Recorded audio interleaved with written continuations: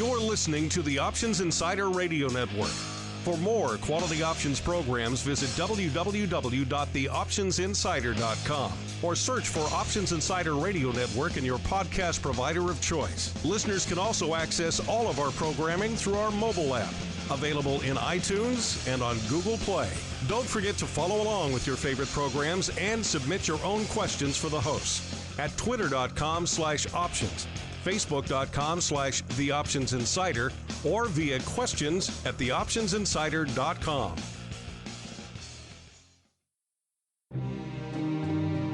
It is a dangerous world out there. Volatility is on the rise and your clients' portfolios are under assault from a growing number of threats. Simple diversification is no longer enough to shield the assets under your protection.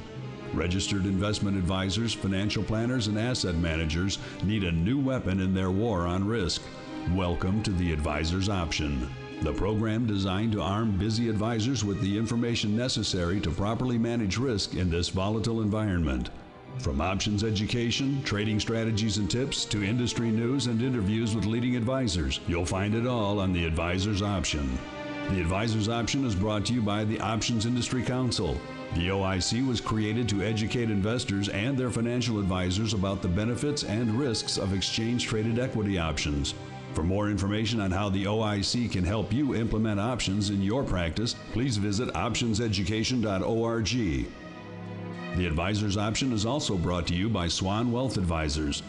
Since 1997, Swan has been the leader in hedged equity and option income strategies with GIPS verified results. Swan provides unique and valuable solutions to the inherent weaknesses of asset allocation, offering defined risk strategies that allow upside participation while also protecting advisors and investors against market risk. For more information about our advisor program for separately managed accounts, the Swan Defined Risk Mutual Fund, or our proprietary option overlay strategies, please contact Randy Swan at swanwealthadvisors.com. Think outside the style box. Think Swan when deciding on risk management solutions to market risk. And now, it's time to arm yourself with the latest weapons in the war on risk. It's time for the Advisor's Option.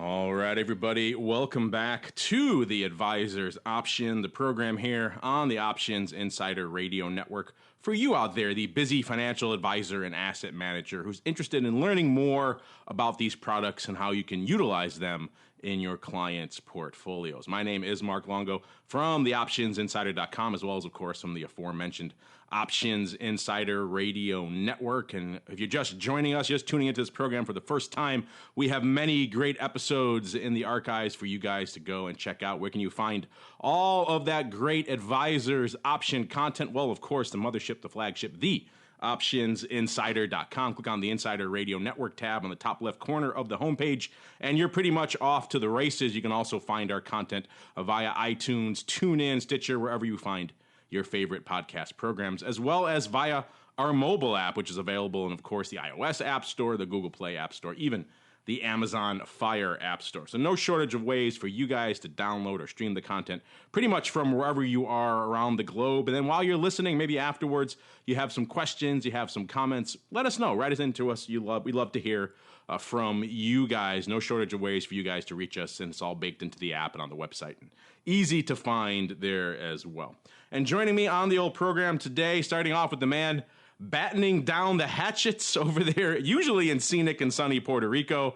There is one downside to living in that tropical paradise, though, in that region of the world.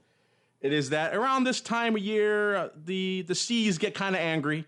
There's some storms tend to rear their ugly heads, and he is battening down the hatchets ahead of one such storm right now. It's why he's joining us via phone. He is Randy Swan, the co-founder over there of Swan Global Investments. Randy, welcome to the program. Glad we can have you on ahead of this hopefully very minor storm is about to hit your island there.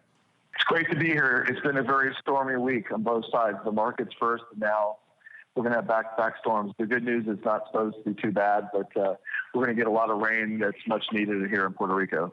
Yeah, that's true. We've had the metaphorical storms of the marketplace, and now you're having the very literal storms knocking on your doorstep there. Well, that's why we have you on via phone, because we know at least the phone lines will stay up, even if internet and other things tend to stop working over there. So glad we can make it. Glad you can join us here today, Randy. We are also joined, it has been too long, by our compatriot over there at the Options Industry Council. He is the director over there at the Options Industry Council. He's responsible for all things advisor over there. Mr. Eric Kott, our globe traveling extraordinaire here. Mr. Kott, welcome back to the program. Ironically, you're actually in Chicago today, just a few blocks down here from the scenic Options Insider Studios. Glad we can finally get you back on the program.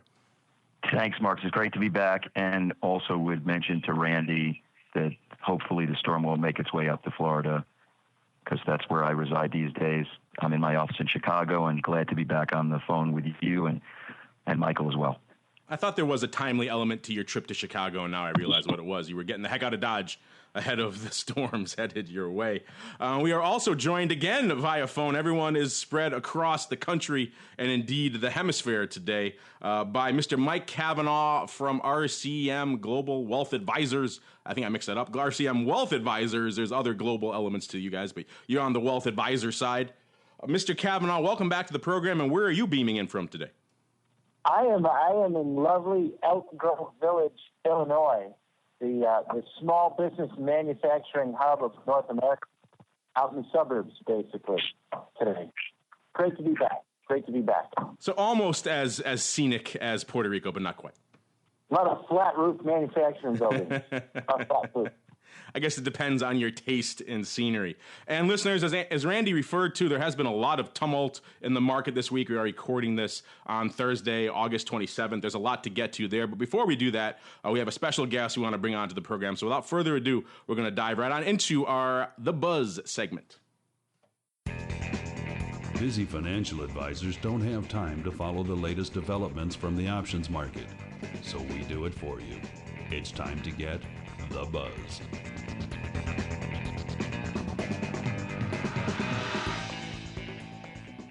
All right. Welcome to the Buzz segment. Like the man said, this is the portion of the show where we break down some of the breaking news and developments that are going on in the world of options, because you guys out there, the financial advisors, the asset managers, are fairly busy. You don't have time to keep up with things, particularly things that pertain directly to our targeted area of the markets, options, of course.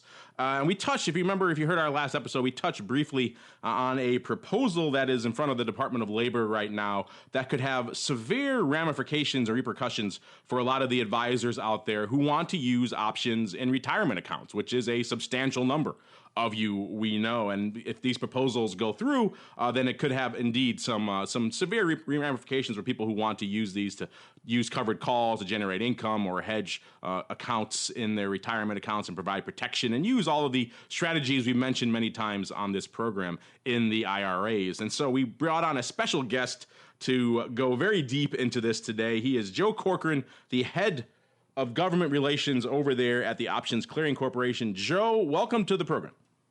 Oh, thank you, Mark. Great to be here. And thanks to everybody for listening into this. I was going to have Eric do all of this, but he said, you know what, Joe's really the guy to talk to about this.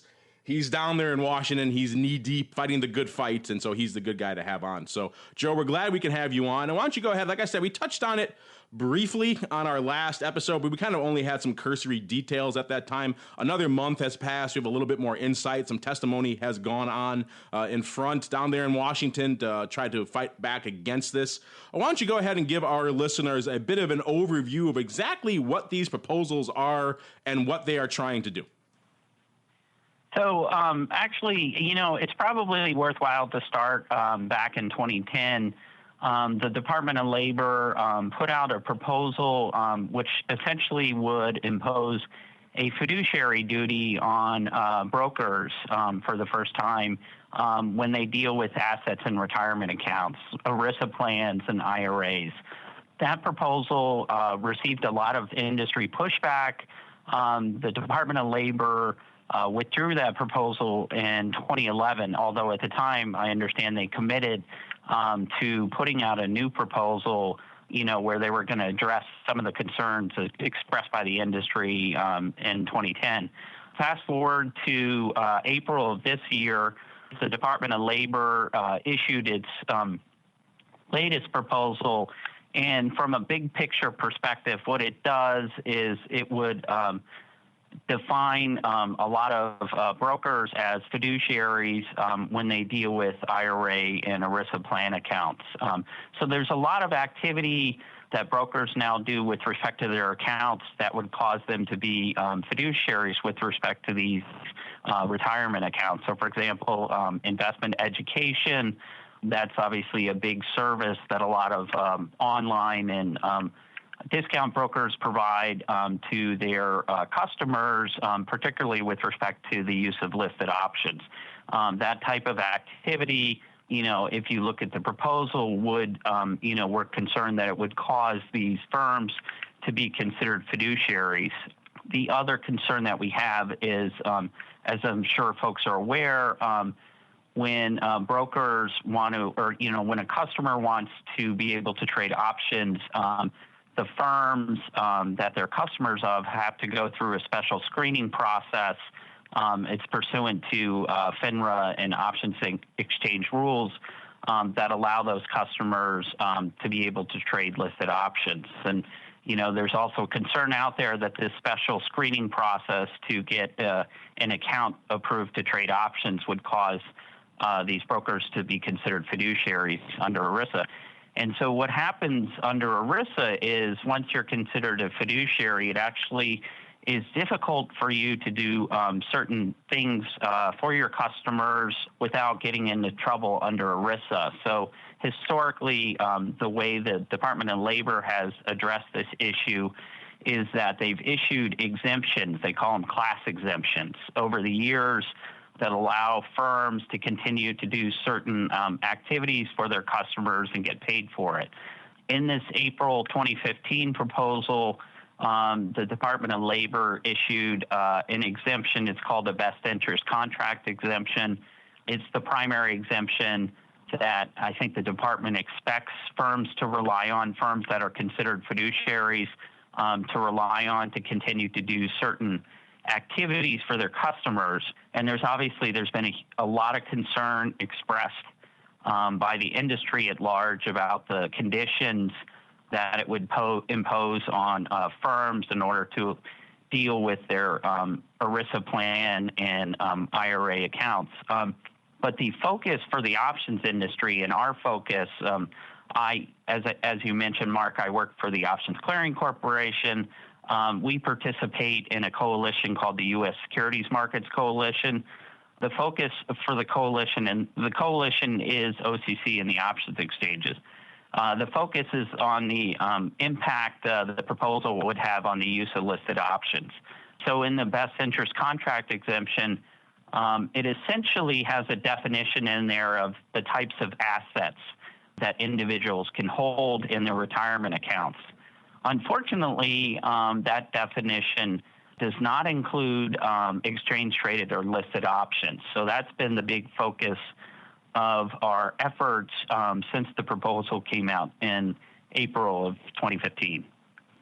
Well, you packed a lot into that explanation for some of our listeners who maybe aren't as well versed on the minutia of governmental regulations as perhaps you are, Joe. I'll just clarify a few things there. Of course, ERISA is indeed the Employee Retirement Income Security Act of 1974 for all of you out there playing the home game. And in terms of that exemption proposal, they essentially qualified what an asset is that these fiduciaries can hold in their accounts, and they pretty much put everything under the sun under that definition of assets except for options. They define an asset as bank deposits, CDs, shares or interest in registered investment companies, bank collective funds, insurance company separate accounts, exchange-traded REITs, exchange-traded funds, corporate bonds offered pursuant to the Securities Act, et cetera, U.S. Treasury securities, insurance, and annuity contracts. Annuities are interesting because, of course, many of those contain derivatives, but we'll get to that later. Guaranteed investment contracts and exchange-traded equity securities. So pretty much anything you could think of except for listed options, as Joe mentioned. Now, Joe, I'm curious, what is your take on this? Do you think this was kind of just an oversight on their part, or is there an actual agenda at work here to try to limit access to these products? So, Mark, what we've been able to pick up so far in conversations in D.C., we've spoken to people on the Hill as well as others, is that my sense is that it wasn't necessarily looking to target listed options per se, but it was really more of an inadvertent oversight. So the way the proposal works is the best interest contract exemption essentially it characterizes the types of assets or the assets that can be held in retirement accounts. It talks about those that are commonly held and used by investors in retirement accounts. And so, for whatever reason, I think there was an appreciation among folks at the DOL that a lot of individual investors used listed options in their IRA accounts. And this is a point we actually made in our comment letter that we sent to the DOL. And I think, Mark, you mentioned Gary Katz, who's the CEO of ISE, testified earlier this month before the DOL about our concerns with the proposal. So you mentioned Gary testified, you sent the comment letter. So there has been a fair amount of back and forth from the industry to Washington on this issue. What has been the feedback so far, and what sense are you getting? Is this going to be remedied anytime soon? Well, so, it's ultimately up to the DOL. I'm optimistic, that there will be a fix put in place. But, the DOL, my understanding is the DOL is looking to move forward with this proposal, but obviously has to take into account all the comment letters that have been submitted. But, I've heard indirectly that they're looking forward, moving forward, I think at the end of this year or beginning of next year with some sort of final rulemaking at that point. But, as I mentioned, it should be clear, sorry, Mark, the DOL has also made public comments that they are looking to address concerns about the rule, and they've received anywhere from 2,000 to 3,000. I actually haven't gone into their website comment letters. So there's thousands of comment letters that they need to go through and digest on this proposal. 2,000. Wow, that's substantial. That's a lot more than you typically see for these types of things. Clearly, this one struck a nerve with people, not just for options. I'm sure a lot of other people were writing in on behalf of other asset classes as well. But still, this one clearly struck a nerve with a lot of people. Well, let's just look at it for a second. So worst case scenario, let's say all of the industry's pleas and testimonies and comment letters fall on deaf ears. Then essentially this proposal goes through as is. Then it sounds like essentially this would mean that essentially advisors and others are looking at least at the letter of how it's spelled out here. They wouldn't receive compensation for the services that are attached to things that aren't defined as an asset in this plan, including options. So essentially you would see these advisors essentially not receiving compensation for these, which it sounds like it would make it a lot harder for most advisors out there to offer these products. Is that pretty much what your worst case scenario is as well? Yeah, so the worst case scenario is I'm not even sure, compensation issue aside, that they would be able to allow customers of theirs to trade and hold listed options in their IRA accounts, because it's not, currently as proposed, it's not an asset that would, be allowed under this best interest contract exemption. That indeed would be a terrifying worst case scenario if that were indeed to come to pass. Absolutely, absolutely. And as we mentioned in our comment letter, this is individual investors more and more, and I'm sure, Mark, you're aware of this, use listed options in their IRAs. We have a rough estimate in our comment letter. So out of individual investor volume in 2014, we've estimated that it's approximately 15% of the volume, overall volume from individual investors is coming from IRA accounts. Yeah, that caught my eye as well. I've never seen anyone attempt to quantify that number before. So I made a note when I saw that come out a month or so ago that was an interesting estimate. And it just kind of goes to show how important these are, not just to the industry, but to everyone out there, and what a substantial use case IRAs are. Randy, Mike, Eric, I've been monopolizing Joe here. I'll let you guys hop in now. Do you guys have any questions or anything you want to ask Joe? Now is a great time. I was going to mention if Joe would clarify if advisors, having Mike and Randy, who were a part of the OIC Leadership Council. That's a shameless plug for my Leadership Council. Had to get that in there, Mark. But with Randy and Michael on the call, Joe, is there any way that advisors can reach out to their Congress people or anybody else to, voice their opinion? Yeah. So Eric, actually, thanks for that shameless plug. Actually, we have a link on our website, we'll soon have a link on our website that provides information to individuals who are interested in sending comment letters to the Department of Labor, as well as reaching out to members of Congress.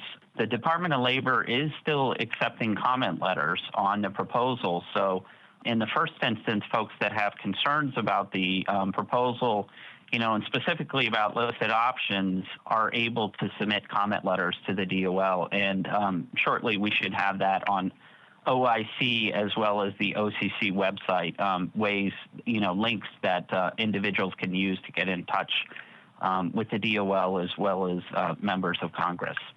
I'm checking here while you're talking, Joe. Yeah, I don't see the links up yet, but of course, listeners, if you want to learn more, keep an eye on optionsclearing.com as well as optionseducation.org. Hopefully those links will be up there soon. So if this interests you, and I'd imagine it interests a lot of our listeners out there, you might want to send your own comment letter in detailing why you need to use options in your clients' accounts, particularly in their retirement accounts. And I think that will certainly go a long way towards helping this issue. Mike or Randy, anything you want to ask Joe? I really actually have a comment as opposed to a question. As someone that obviously works with a lot of advisors that use our strategies and products, I would start off from the base premise that more options literally is better for clients and investors. I always go back to the kind of 529 plan rules about how limited options you really have in terms of investment products. I think anything that you do to do that is going to ultimately have the individual user, the individual investor at the end of the day, have limited choices and not as good as opportunity for them.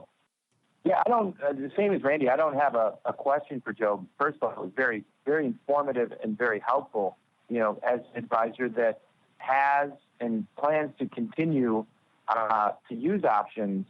Just the initial guttural reaction to this is crazy that the DOL would even think that this is a good idea. I can understand the premise of it, but I don't understand what the goal or what their attempted goal of passing this is. I used to get really emotionally charged on this, but I guess I do have a question for you, Joe, and not to put you on the spot, and if you don't want to comment, fine. But your professional opinion, does this type of legislation have any weight that would pass? And if it does, then I'm happy to engage the advisor community that I know to write those comment letters. But it's been my experience that these types of regulations don't get passed. But what's your thoughts about that? My sense is that the DOL is intent on finalizing this rulemaking. So it's a rulemaking before the DOL. It's out for comment right now. But everything I've heard is that they are going forward with this. Nothing has suggested otherwise. I think in a pretty aggressive time frame too, likely, at the beginning of next year.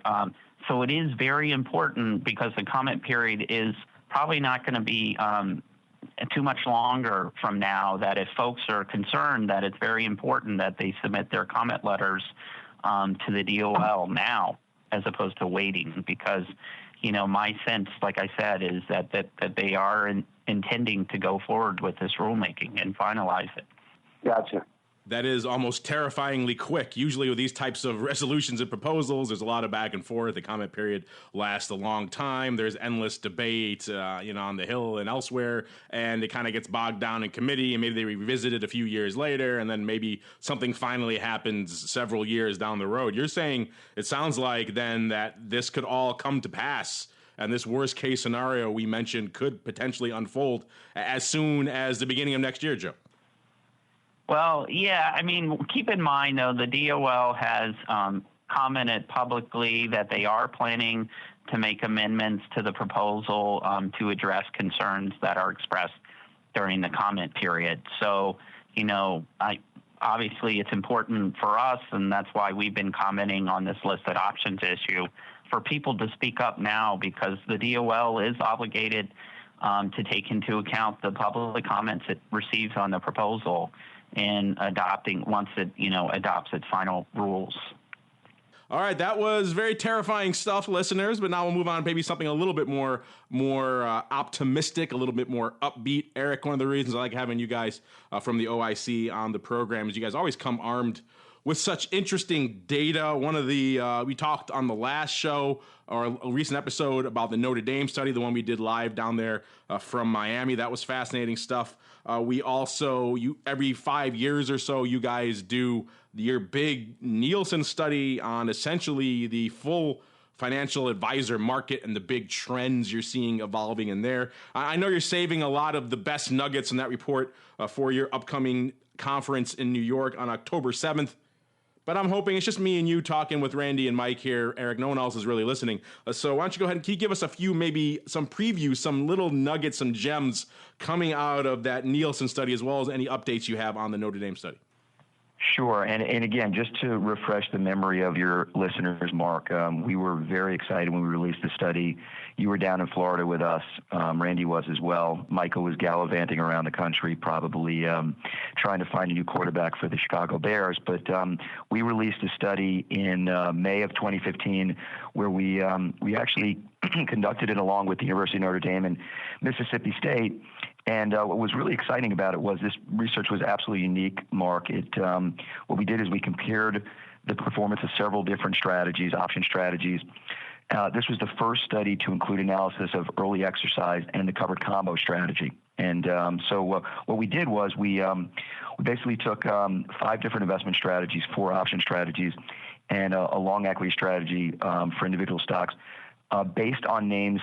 Talking about qualified accounts, we just did held in 401k plans from 2003 to 2013. This was data released by CNBC. Just again, for your listeners, the strategies we incorporated in the study, which is on our website, were the covered call, the protective put, the collar, and the covered combo, or as your listeners always know, Mark, that's the covered strangle out of the money calls and puts. Interestingly, not for Randy, Michael, yourself, Mark, or me, out of those strategies, the covered combo, that multi-leg, outperformed the others, across multiple different performance measures. And really the purpose of this, as we do all of our studies at the OIC, is we want to definitely create awareness, and really an understanding of how different strategies can be used to enhance sort of risk-adjusted investment returns, as well as reduce, this risk in an up and down, or a flat market. Obviously, we've had a lot of indigestion the last couple of days. And maybe what I'll do, Mark, I'll just mention real briefly the Nielsen study, which will be released later this year. This is a study that we do on retail investors.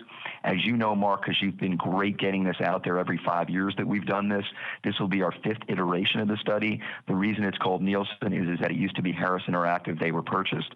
And so what in the past has happened, we know, and Randy and Michael know this, option clients have 3 major criteria that usually come out of the study versus non-option users. They are highly educated, highly affluent, open to risk. So I'm going to just leave it at the point that this study is going to release some unique and interesting data that I'm sort of whetting the appetite of your listeners, but more to follow on that. And then lastly, before I turn it back to you, Mark, yes, we are going to be hosting what is in collaboration with our colleagues at NYSE, the 4th Leadership Forum for wealth advisors, family offices, et cetera. This will be in the boardroom of the New York Stock Exchange on October 7th. Any of your listeners that are interested surely can call 888-OPTIONS to find out. It is limited to roughly 140 attendees. We've had to turn people away over the last 3 years. We're excited this year because John Nigerian will be back, Steve Sears, who you know well, Mark, from Barron's, and also our surprise guest, Dennis Gartman, as well as some other colleagues from CNBC and practitioners. So we're gearing up for that, and that's kind of a quick update on what's going on here in Chicago at the OIC. Thank you for that, sir. I always get your studies confused. You have so many of them.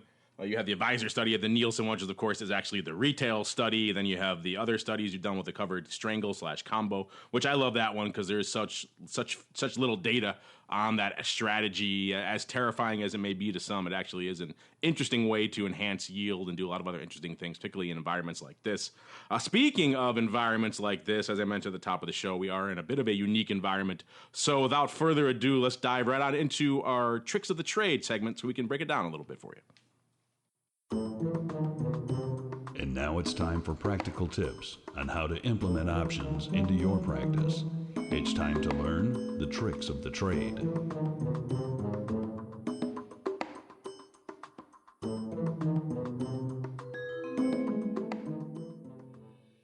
All right, everybody, welcome to the Tricks of the Trade segment. We don't get a chance to delve into this segment as often as I would like on this show, but it certainly seemed appropriate right now. As I mentioned, we are recording this on Thursday, August 27th. We're in the tail end here of what's been a very tumultuous few weeks. You saw massive market movements last week ending the 21st. Then, of course, coming into this week, starting on Monday, August 24th, we've been just shattering records across the board, left and right. We saw on that Monday, of course, the Dow selling off over 1,000 points, its biggest single-day point drop ever. We saw crazy developments in the realm of volatility. By the way, just selfishly, how timely was our conversation of volatility last episode? It was certainly a very, very well timed because it's very much in the conversation again this episode. Of course, we saw products like the VIX cash sputter at first on the open. Things were so volatile and so crazy. Markets were so wide, they couldn't even disseminate a VIX cash. That's how crazy it was. When it did finally get up and running, again, it spiked up to over 50, 53 and a quarter, I believe was the high, roughly in that range, and has certainly drifted down. We saw major products that are widely held by a large number of advisors like Apple and others sell off dramatically. Apple hit, I believe, 92 before rebounding and taking the rest of the market with it. And here we are several sessions later. We saw multiple rallies and then falters back into sell-offs. And now here we are again going into 2 days now of pronounced rallies on the street. As we are recording this, most of the major indices up about 2% again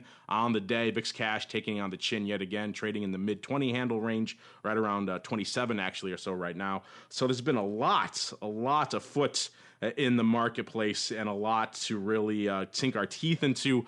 Maybe, Randy, we'll start with you. Let's just start with some general takeaways. These have obviously been very tumultuous markets, but for a guy like you who employs a lot of options and overlays, this is actually almost great advertising for you guys, because these are the kind of markets where options-oriented strategies, particularly options hedging-oriented strategies, really tend to outperform and at the very least let your clients sleep a little bit at night. So what have the last few weeks been like for you guys over there at Swan Global?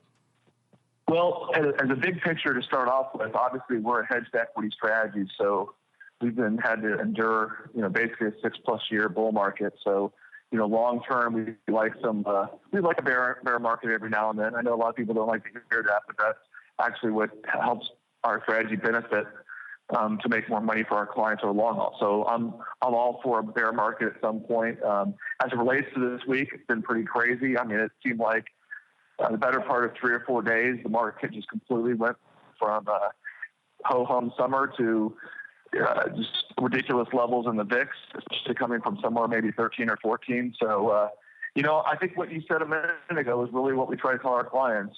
Having protection in place, even though we may take some short-term pain on some of our income trades, is what we provide to our clients. So knowing they've got that floor in place in terms of the assets they invest with us is a pretty powerful way to be able to weather the storm. We obviously don't know whether or not this is just a correction or ultimately turns into a bear market, and we may not know that for a while, but having that protection in place, I think, is pretty important.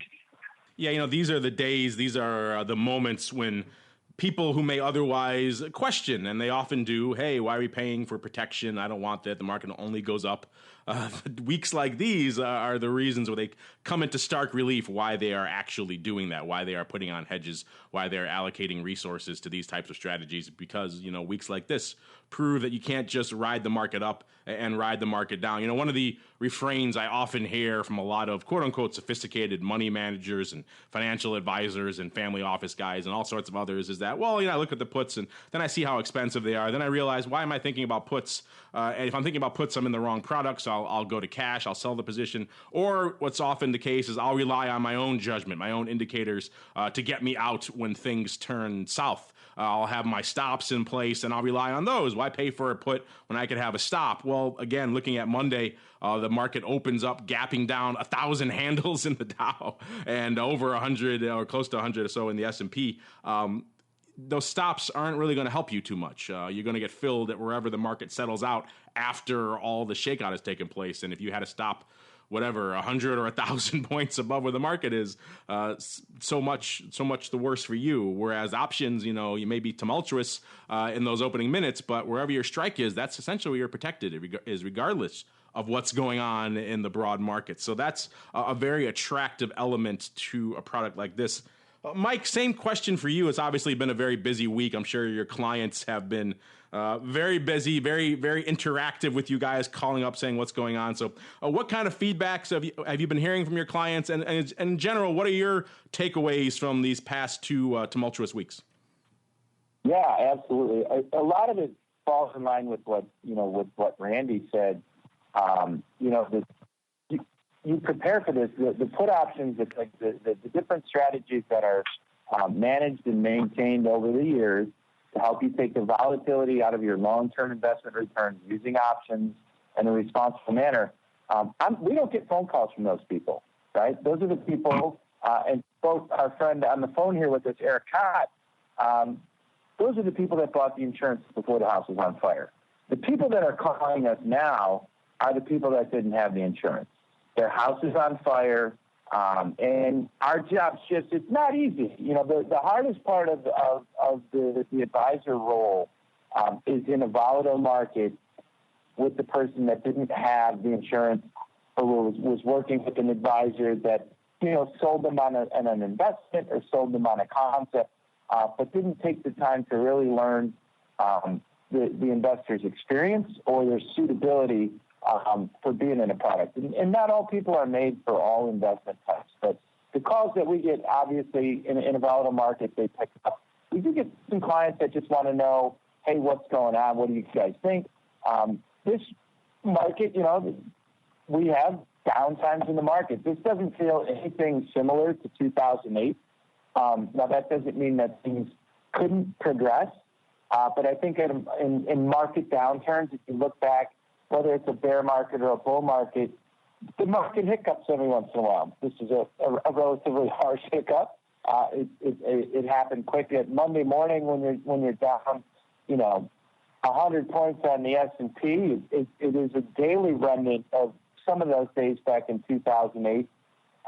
But the banks failing, the years of levered debt that got us to 2008, it just feels a little different. It feels like, we're always vulnerable to have a setback, but the market's rebounding nicely, and that doesn't mean that you shouldn't be thinking that, hey, everything's over. But if you want to stop having those thoughts, being in a collar strategy like Randy manages, or any kind of like managed risk strategy, if you're not in it and you're calling your advisor, you're calling anyone freaking out or not accepting or not knowing what your risk is, and that's when you need to start talking to people. But don't react now. If you find yourself as one of those people that's calling and asking for help, give it a couple weeks and then reach out to people that are managing the risk in portfolios. So that was a long answer to a short question. Yeah, go ahead. Michael, would you say it's analogous to someone sitting on the island of Puerto Rico and trying to get a prepared kit or trying to batten down their windows and everything else as the storm is hitting the island? That's exactly it. I think it was you that said that one time at a conference that when you buy fire insurance, when your house is on fire, the emotions are running high, and it's going to cost a whole heck of a lot more you're not going to get the insurance, basically. So it's absolutely the volatility is in the market now. If you're one of the people that didn't get the insurance, or if you're putting the storm windows on right now because the storm's coming or it's already hit, it's too late. and you really need, and that's not to say it's over and you should quit and it's done forever. When are you going to take it serious? When are you going to say, I'm in this for the long term and I need a hedged investment for the long term, that I don't make the mistakes of selling low and buying high and letting the emotional effects depict the outcome and influence the decisions I make for my longer term investment. If you are one of the people that, work in a hedged equity environment, whether it's options or any other kind of hedge, these are the times that you make more strategic decisions. Maybe you're tax harvesting on some losses that you had and using that money to buy new stock, get in at lows. You're making more precise decisions versus reacting to, well, I didn't know this could happen, or stock market's down 10%. And if we continue to go down 10% like this, I'm not going to have any money and just get me out. Like, we become more behavioral therapists to the people that weren't thinking about what, not how much money I can make, but rather how much could I lose.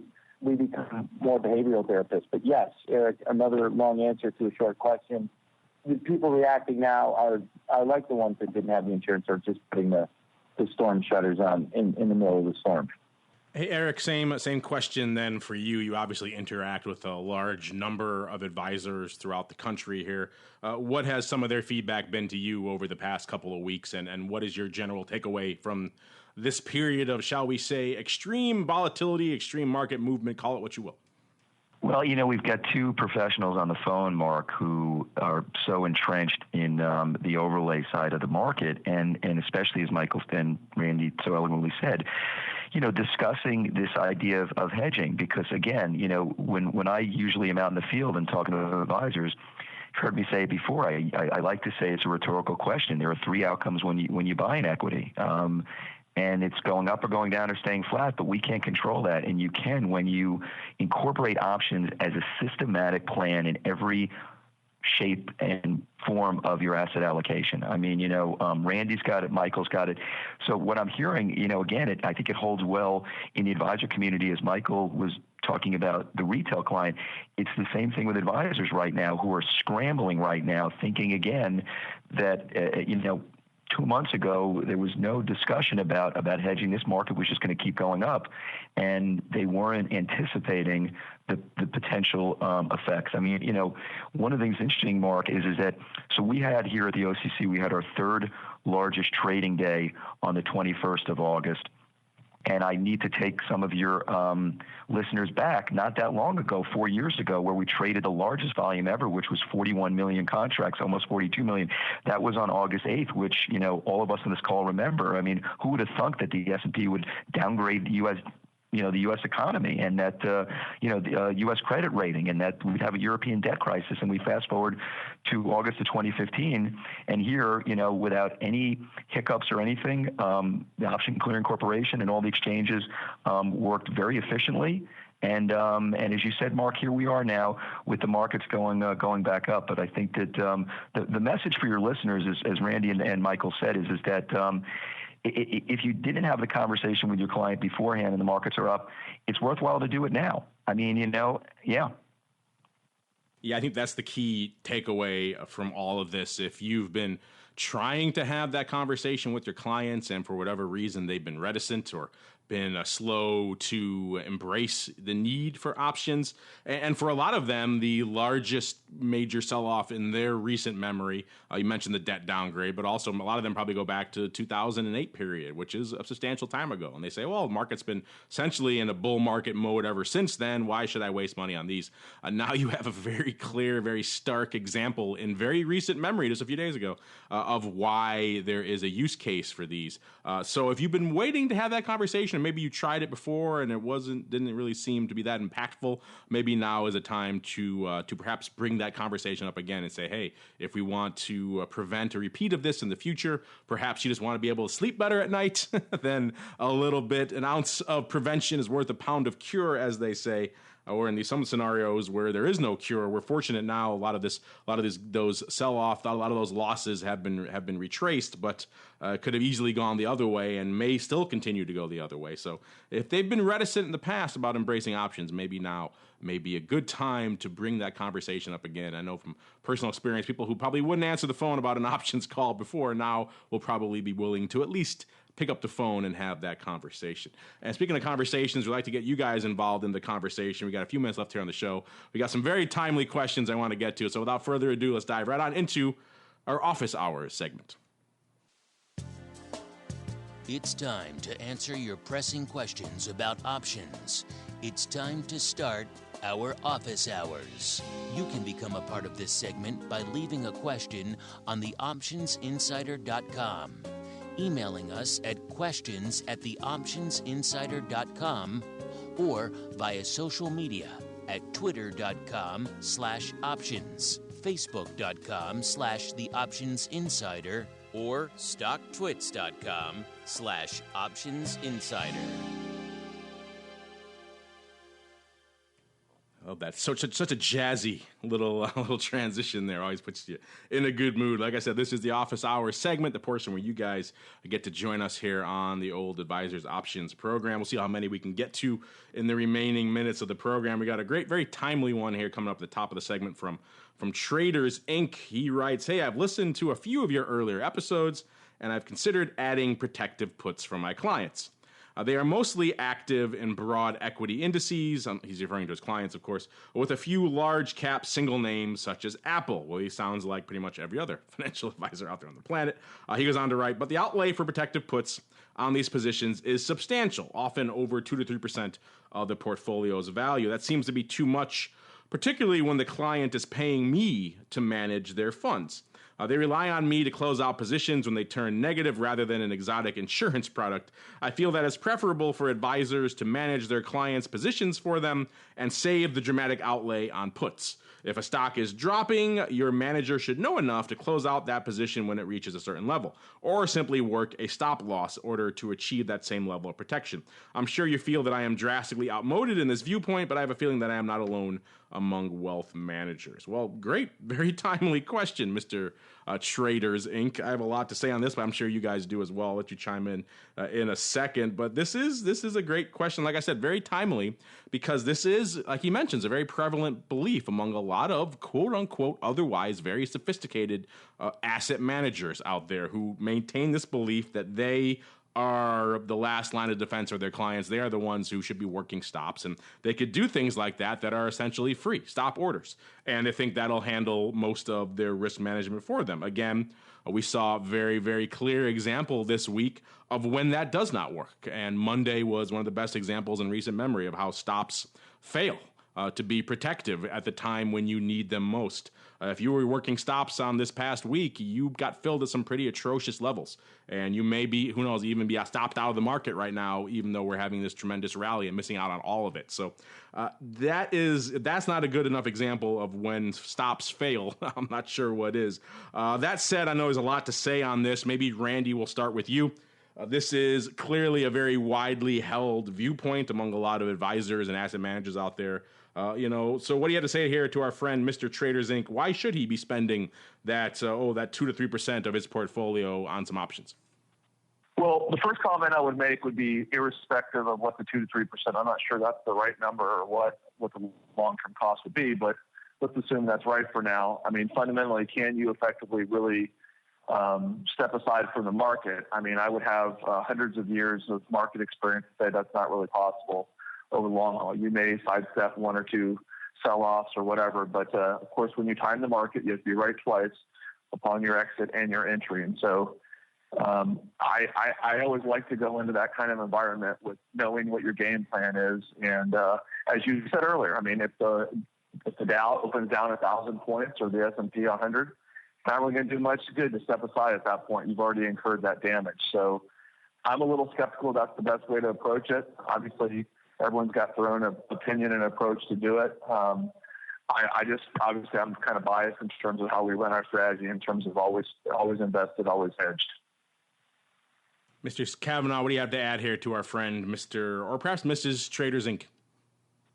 Yeah, I mean, I'm with Randy. I'm skeptical of a stop. I think in that capacity, I think before you get into stops, you really have to ask yourself as the advisor, whether you're the last bastion of hope for them, the last line of defense.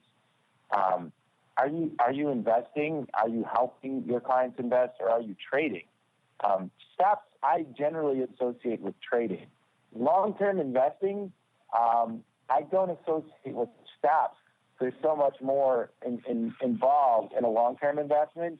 I think you'd have to match up fundamentals. Is the company that you're invested in still profitable? Where are the PE ratios, PEG ratio, cash to earnings ratios? Like, there's so many things that fall into line. I mean, the flash crash comes from even like Apple. I haven't looked at the fundamental sheet on Apple, but there's a point where you look at Apple and there's a fundamental buy zone on Apple where you could have got stopped out on Monday. I think they have more cash than the U.S. Treasury Department at Apple. And, stocks can get overrun and stops can get overrun. There's sometimes when stops don't make sense. And I think in long-term investing, stops don't enter the equation. Long-term collar strategies and different types of option strategies that help reduce and minimize risk or transfer risk to different time periods. I wouldn't use a stop in any scenario in any longer-term investing. Anything over a 7-year investment horizon, I wouldn't even think a stop ever comes into the scenario. If you have tactical, shorter-term trading strategies, then yes, stops are used, and like Randy said, I'd have to do research and 2 or 3% to different fundamentals and do some back testing and whatnot before I could give a very educated answer to this specific. But I don't even think stops come into play if you're long-term investing. That's a good point, and I also agree with you, Randy, that 2 to 3% seems fairly high, and certainly there's a lot you could do to mitigate that cost. We've talked about that many times on this program. That's essentially what you guys do over there at Swan and everyone else. That's a lot of the work you do, not just putting on the protection, but working to mitigate that cost, and that's what a good advisor is going to do. We got time for one more here. Eric, this is right up your alley. This comes from Charles A. He writes, "Hey, I found the recent data you presented on your program," and he mentions in parentheses, "in particular, the highlights of performance analysis of options-based equity mutual funds, CEFs and ETFs, and the performance of options-based investment strategies, evidence for individual stocks during 2003 to 2013, which I believe was one of your recent studies there, Eric. It's a mouthful. He goes on to write, "Hey, very helpful when discussing options usage with my clients. Are there other studies or sources of information you can suggest for managers looking to enter this space more aggressively?" Well, Eric, sounds like this person is right up your alley. You just touched on the upcoming Nielsen study, your recent Notre Dame study. What other studies would you point our friend here, Mr. Charles A., to when he's looking for more data, more information to arm himself with when talking options with his clients? Great question, Charles. And actually, I have to give credit where credit's due to one of my 13, soon to be 14 exchanges that I represent. That was the CBOE colleagues of ours that put that study out, giving credit to Matt over there, Matt Moran. That was a great study. We actually do have a list, Mark, on our website for advisors that we introduced last year, which does list overlay managers in the ETF 40 Act and CEF closed-end space. So Charles can go to our website and find that. More information to come, Charles, on some new studies that we're looking into. We do have a new piece on structured products you might want to pull off our website, as well as all of our content and information that's available through your iPhone. I do want to mention for 30 seconds, Mark, just to Mrs. Traders Inc. or Mr. Traders Inc. is that the analogy I'd say to that person who's talking about protection is you don't go in your car without having car insurance, and you pay that all the time. And I think anybody would be foolish to get in their automobile and go out there without having some form of insurance. You're foolish, I believe, and I think Randy and Mike do this really well, is that when you're looking at your clients' portfolios, there are ways to buffer that risk. And I think that if you run the client on the same side of the page, this person, Mr. Trader, might look at a put spread to lower that cost. But again, I think that it's worth delving into Mr. Trader a little bit more and just go back to his own personal situation of having homeowners insurance and car insurance.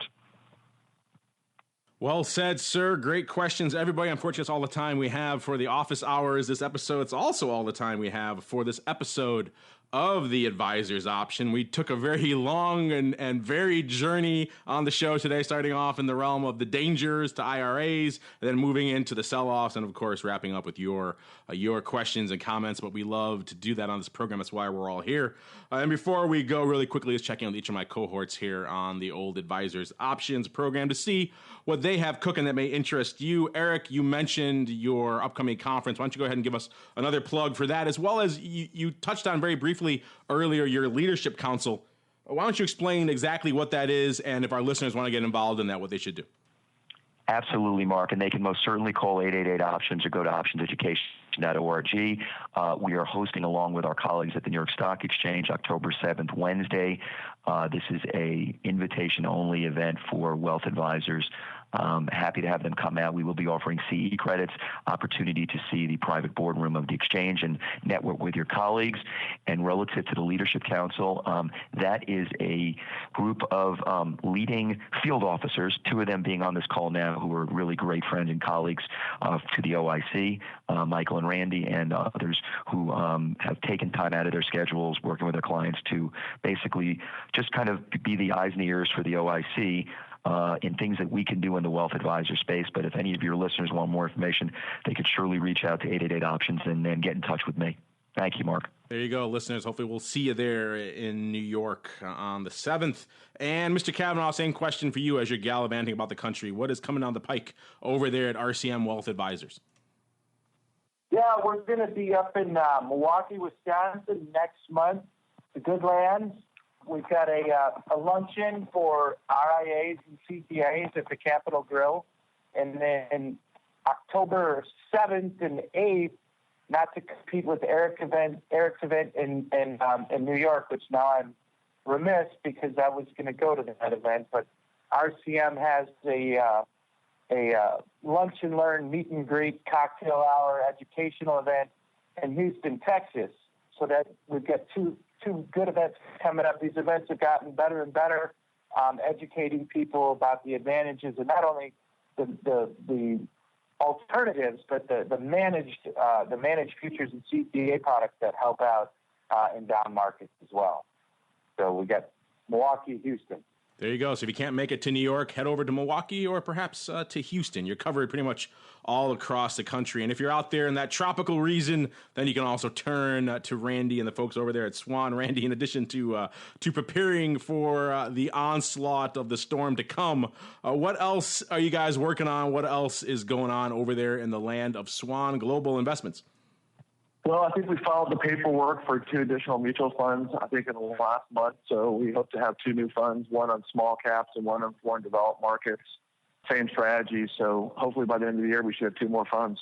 Well, that's great to hear, and I kind of mentioned it in jest earlier in the program, but weeks like this have really probably been, I'd imagine, pretty good advertising for you guys over there. I'd imagine your phone is probably ringing off the hook, maybe more so than normal, people who are starting to realize, hey, there may indeed be some value in these here options and or overlay things. So I know no one wants a market meltdown, but like you said, sometimes a few corrections here or there are good reminders to people that, hey, perhaps they need some protection in their portfolio. So I'd imagine these haven't been the worst of times for you guys over there.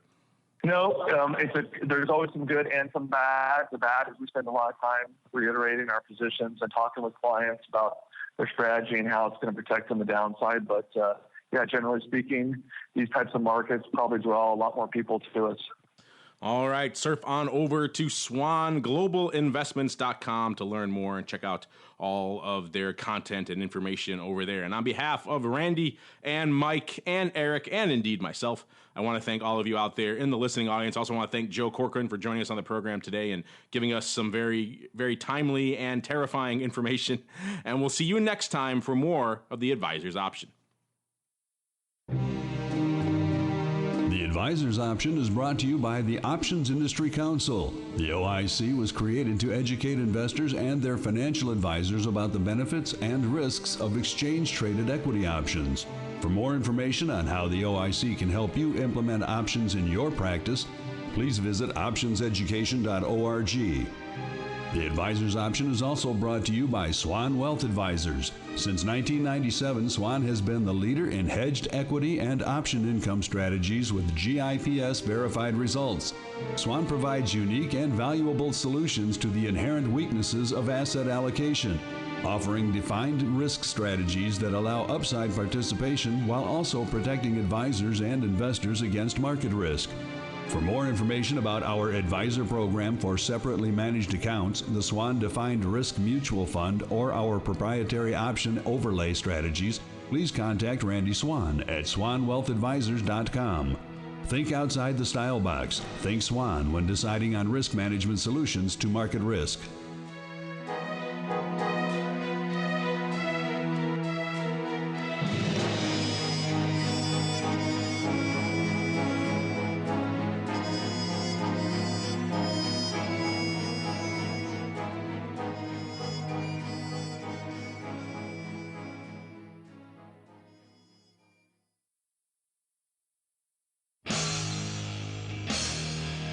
The preceding program was a production of the Options Insider Radio Network. For more quality options programs, visit www.theoptionsinsider.com or search for Options Insider Radio Network in your podcast provider of choice. Listeners can also access all of our programming through our mobile app, available in iTunes and on Google Play. Don't forget to follow along with your favorite programs and submit your own questions for the hosts at twitter.com/options, facebook.com/theoptionsinsider, or via questions at theoptionsinsider.com.